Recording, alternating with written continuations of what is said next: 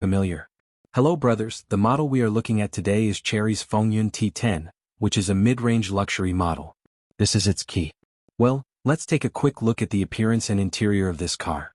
First of all, the appearance is very similar to its brother model Fengyun T9, except that it has chrome decoration on the upper and lower parts of the front face, and the light group is an integrated headlight, and the high and low beam lights on both sides are LED.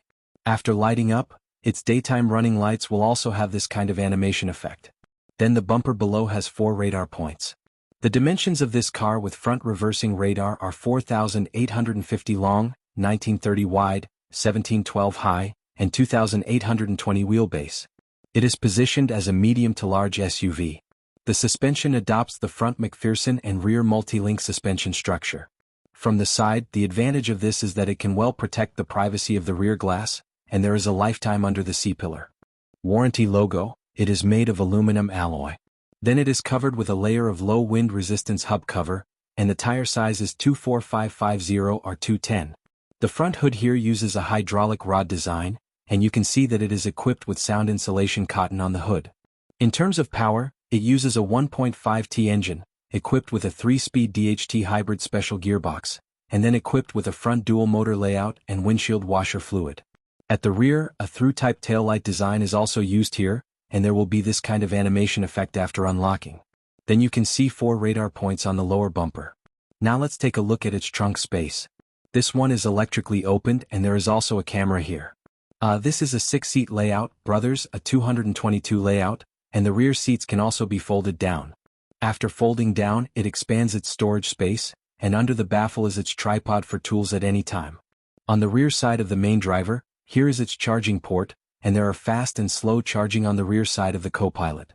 Here is its refueling port, and it is filled with 92 grade gasoline.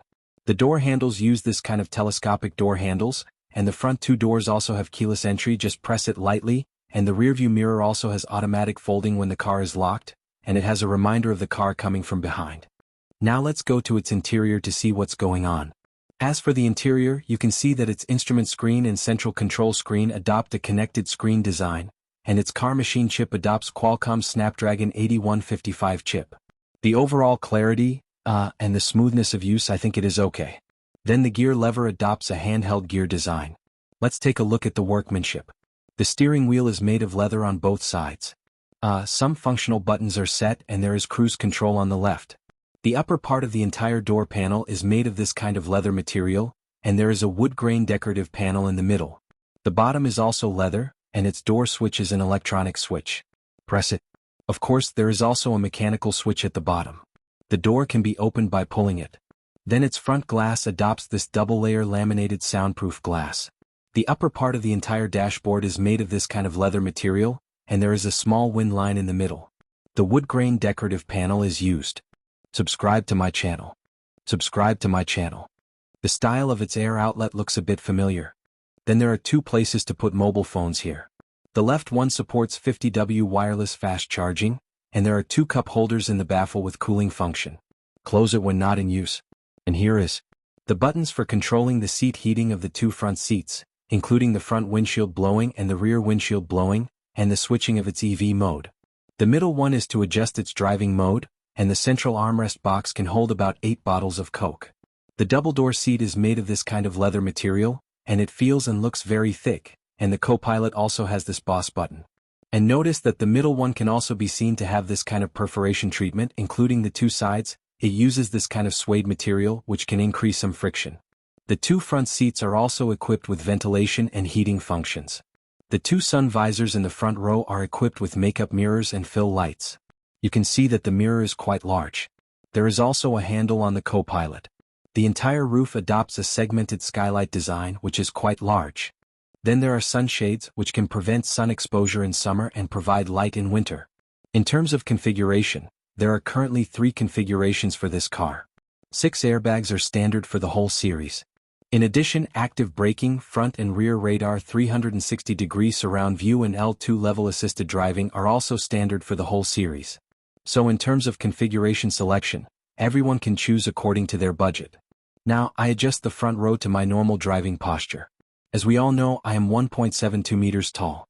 Let's go to the back row to see how its space performance is. The second row of seats can also be adjusted forward and backward. Now it is the last position. You can see that there is about 2 fists of distance. There is a small pocket here and the second row platform is in a completely flat state. The second row also has an independent air outlet and below. The second row also has an independent space panel, and both seats have heating and ventilation functions.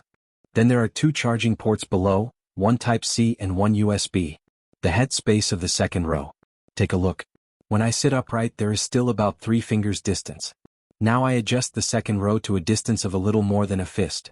Now let's go to the third row to see how the space is. There is no acceleration here. Brothers, sit normally, sit normally. This is probably the effect. You can take a look. Let's take a look at the headroom in the third row. You can't sit upright. This third row is okay for a short ride, but it's not comfortable for a long ride.